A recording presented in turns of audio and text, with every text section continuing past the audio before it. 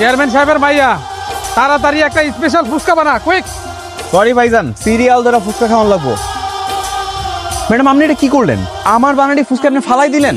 আমি চেয়ারম্যানের মেয়ে, আগে আমি ফুচকা পাবো, তারপর গ্রামবাসীরা। এই নয়ন, আজকের মতো ফুচকা দোকান বন্ধ। আর আপনারও দেখি এই জায়গায় ফুচকা বানায় কেটা খাওয়ায়? আপনার মাইয়া আমার দোকানে যায় মানুষের খাওয়ান নিজেরা তার ধাক্কায় ফালাই দিছিল। আপনার মাইকে কামটা ঠিক করছিল? অবশ্যই ঠিক করছিল। আপনার ক্ষমতা আছে, দেয় ক্ষমতার অপব্যবহারটা করেন না। মাইয়ার এখানে পুঁথিগত শিক্ষাই দিচ্ছেন, পারিবারিক শিক্ষা দিবা পারেন নাই। আইন ম্যাডাম, আইন আইন। ভাবতেছিলাম আজকে যদি আপনারা না আইন তাহলে আজকে বেচা কিনে বন্ধ করে দিব। বাবা, এত খাতের যত্ন। তাড়াতাড়ি ম্যাডামের জন্য স্পেশাল ফুচকা বানা। আপনার কি পেটে খুব বেশি মুচড়াইতেছে? এটা দিয়ে আমি কি করবো? ওই যে ঝোপটা দেখতেছেন, ওটার ভিতরে কামটা সারালন জান। ও যে গাড়ি স্টার্ট দে। আপনি শুধু আমারে একবার অনুমতি দেন, দেখেন আমি ওই ফুচকা আলার করে লিয়ে আইতেছি।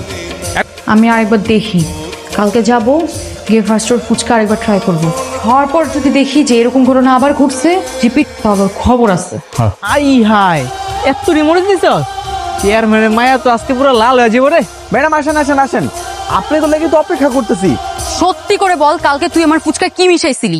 কিছুই মিশা নেই, এই যে আপনার মাথা চেক হইতেছি। তোর মাথায় হাত দিলি কেন? তুই আমার মাথায় হাত দিয়ে মিথ্যা কথা বললে আমি যদি মরে যাই? আরে তুই মরবি কি লেখা? এই সাহস কম না, তুই আমার ম্যাডাম রে তুই তুকারি করতেছস শালা। তুই অপরাধ করছস, এখন তো শাস্তি পাইতে হবে। ঠিক আছে চাচা, কোন কি শাস্তি পাওয়া লাগবে? আম্মাজান বলেন ওরে কি শাস্তি দেবো? ও যেহেতু আমাকে ঝাল খাইয়েছে না, তুমি ওকে ঝাল খাইয়ে দাও। বেশি করে নে। বেশি ঝাল লাগছে? পানি লাগবে?